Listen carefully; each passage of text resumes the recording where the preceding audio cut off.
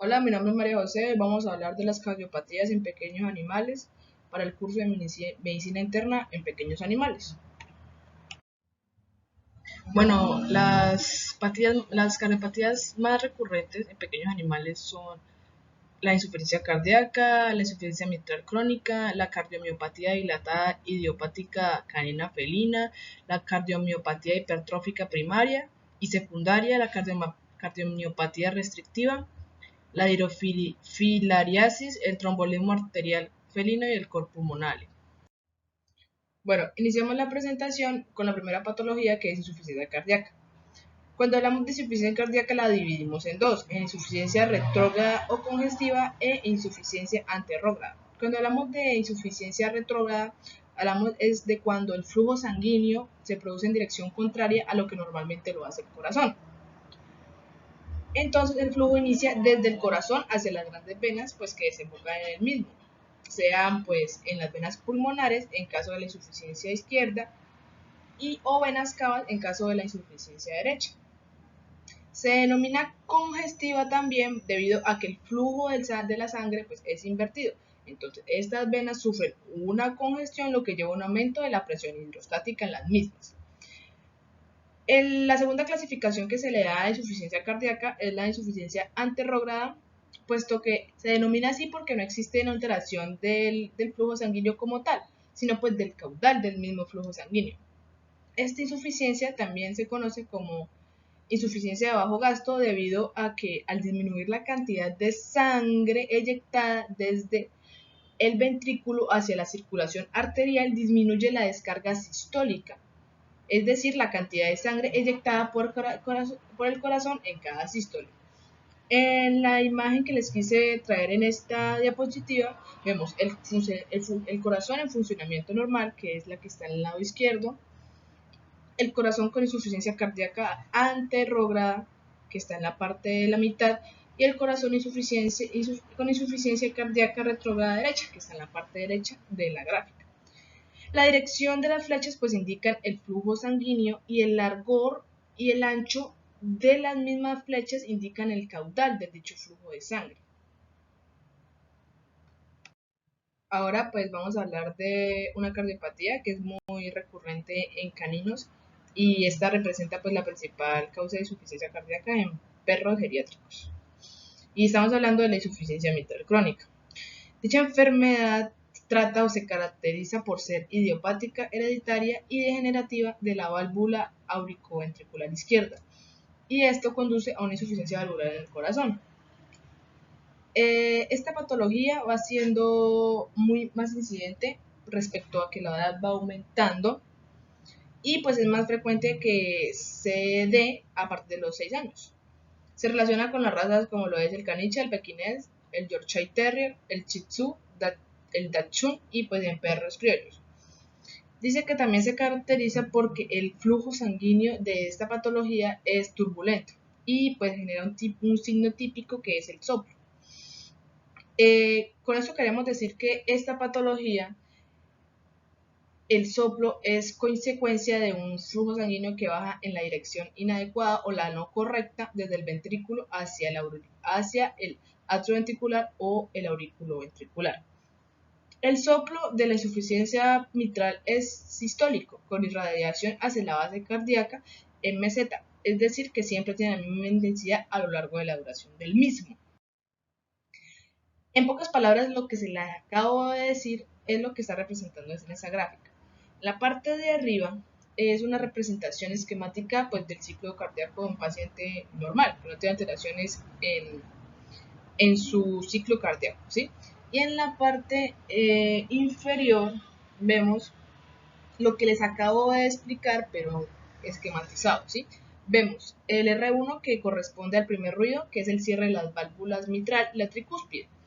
El segundo ruido que corresponde al cierre de las válvulas sigmoideas, que son la aórtica y la pulmonar, ¿sí?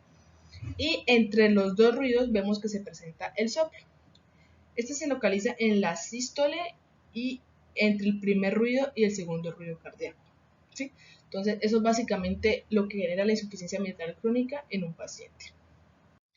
Seguimos hablando de la cardiomiopatía dilatada idiopática canina felina. Esta enfermedad se caracteriza porque el músculo del corazón se estira y se debilita tanto hasta el punto de que el corazón no pueda contraerse eficazmente, ¿sí? Las cámaras del corazón, hablando especialmente de los ventrículos, se vuelven totalmente disfuncionales. Si el ventrículo izquierdo está afectado, puede reducir la cantidad de sangre que el corazón envía al cuerpo cuando se contrae. Y si el ventrículo derecho se ve afectado, puede reducir la cantidad de sangre que entra el corazón del resto del cuerpo cuando el mismo se contrae, ¿sí? Esta enfermedad puede afectar a los animales de cualquier edad, pero es incidente en los pacientes entre 4 y 9 años de edad que son denominados o clasificados como adultos jóvenes, ¿sí? Se relaciona con razas como el Doberman, el Setter, el Boxer, el Dálmata, el Labrador, entre otras razas. Bueno, como cuarto tenemos a la cardiomiopatía hipertrófica primaria, que pues en otras revisiones bibliográficas o en otros documentos de web podemos encontrarla como con la sigla CMH, ¿listo? Esta cardiopatía cardíaca es la de mayor prevalencia en pacientes felinos, ¿sí? Esta se caracteriza por una hipertrofia concéntrica en el ventrículo izquierdo. En la imagen derecha pueden observar la dilatación del ventricular izquierda. Y esto genera una dificultad a nivel de la diástole ventricular como consecuencia de la incapacidad del mismo ventrículo para llenarse con presiones normales de las venas pulmonares, ¿sí? Esta cardiomiopatía puede presentarse en animales en felinos desde el primer año de edad hasta los 17 años de edad, ¿sí? Siendo esto más afectados los animales de edad media, como lo son los animales entre los 4 y 7 años de edad. Bueno, seguimos hablando de la cardiomiopatía hipertrófica secundaria. La anterior, de la que acabamos de hablar, era primaria. Entonces, esta secundaria se diferencia de la primaria en que esta sí tiene una causa específica, o sea, su causa sí es conocida. Esta se provoca por un desorden, un desequilibrio o una enfermedad originada en otro sector del organismo que repercute negativamente sobre el aparato cardiovascular. Dos grandes ejemplos para explicar lo anteriormente dicho es la cardiomiopatía hipertrófica por insuficiencia renal, ¿sí? En esta cardiomiopatía se desencadena una hipertensión arterial que es frecuente tanto en caninos como en felinos, causada por la insuficiencia renal crónica, ¿sí? Dicha hipertensión provoca un aumento de la poscarga que eleva la fuerza necesaria a realizar por parte del miocardio para lograr una correcta descarga sistólica y se produce un agrandamiento del miocito. Por eso se dice que se relaciona directamente con el aparato cardiovascular. Y una cardiomiopatía hipertrófica por hipertiroidismo se debe a que las hormonas tiroides en exceso provocan una hipertrofia ventricular por diferentes mecanismos, como lo son el aumento de la fuerza de contracción del miocardio y de la frecuencia cardíaca, puesto que el efecto sobre el inotropismo se debe a que estas hormonas aumentan la actividad de las bombas sodio, potasio, ATPasa de los miocitos e incrementan la síntesis de proteínas mitocondriales y las propiedades contráctiles de la miocina. Bueno, la cardiomiopatía restrictiva trata básicamente o se caracteriza por la presencia de fibrosis miocárdica que puede acompañarse del depósito del tejido fibroso sobre el endocardio, que pues el endocardio, como todos sabemos, es lo que recubre las estructuras internas del corazón. Un gran ejemplo es la imagen que tenemos aquí a nivel inferior de la pantalla. Como lo podemos ver, aquí vemos el endocardio totalmente distendido y esto pues puede provocar una disfunción diastólica ventricular. Esta patología se presenta mayormente en pacientes geriátricos y es más frecuente en felinos que en caninos.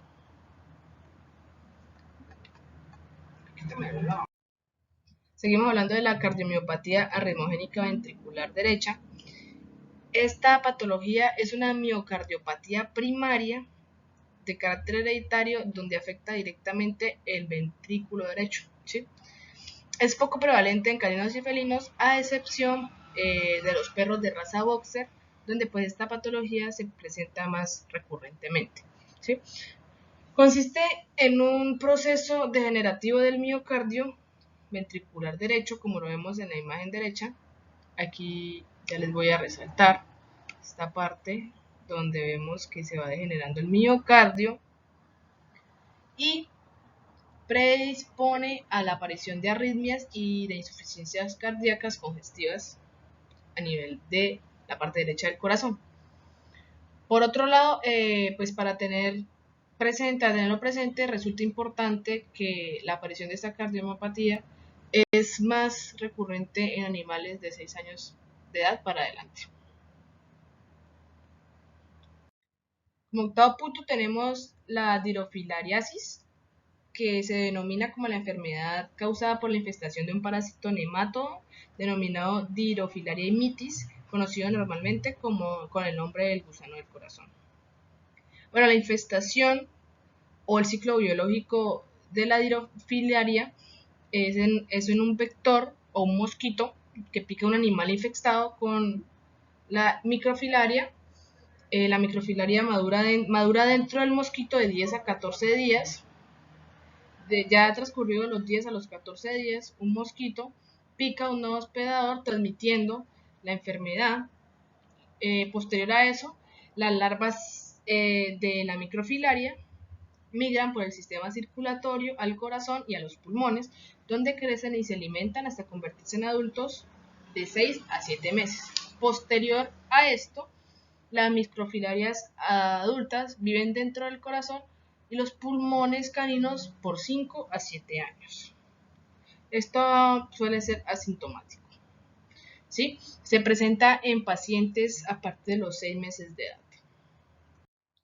Ahora vamos a hablar del tromboembolismo arterial felino, ¿listo? Entonces, en la clínica es muy recurrente, es muy frecuente encontrar felinos cardiópatas que presentan una sintomatología asociada a la aparición de trombos alojados a nivel arterial, ¿sí?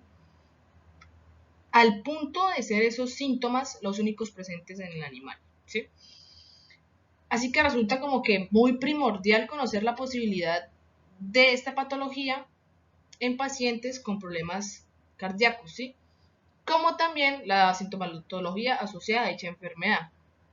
Para que se genere un trombo se requieren de ciertos factores o condiciones que pueden ocurrir ya sea de forma aislada o de forma conjunta, como lo son lesiones endoteliales, aumento de la coagulabilidad sanguínea y un éxtasis circulatorio.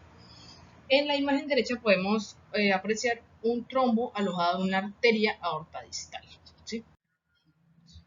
Cuando hablamos de este circulatorio en tromboembolismo arterial felino, se dice que esto se produce al interior de las cámaras cardíacas que se encuentran dilatadas. Eso genera un acúmulo plaquetario donde este acúmulo plaquetario hace que se activen los mecanismos de coagulación y generan unos cambios en el endotelio donde inducen la adherencia plaquetaria en el corazón. Por otro lado, en estas condiciones los pacientes producen una liberación de serotonina, la cual estimula la agregación plaquetaria favoreciendo la formación de trombos. El trombo se forma en el atrio izquierdo que se encuentra dilatado y generan un proceso de embolación que puede producirse o distribuirse en diversas arterias, pero pues se genera mayormente en la porción terminal de la aorta abdominal y suele extenderse a arterias ilíacas externas, impidiendo el riego sanguíneo correcto a los miembros posteriores del animal. Esta patología es más prevalente en machos que en hembras.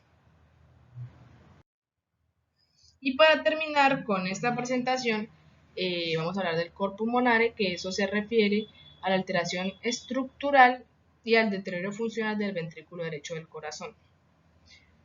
Y esto resulta del aumento de las presiones pulmonares asociadas con enfermedades del parénquima pulmonar o de su vasculatura. Esta patología hace que el ventrículo derecho se encuentre hipertrófico en un comienzo y luego empiece a sufrir una dilatación de ese ventrículo. A mano derecha podemos observar una radiografía donde se presenta una cardiomegalia y el corazón toma forma de D. Eso es lo que básicamente genera el cor pulmonar en pacientes caninos y felinos.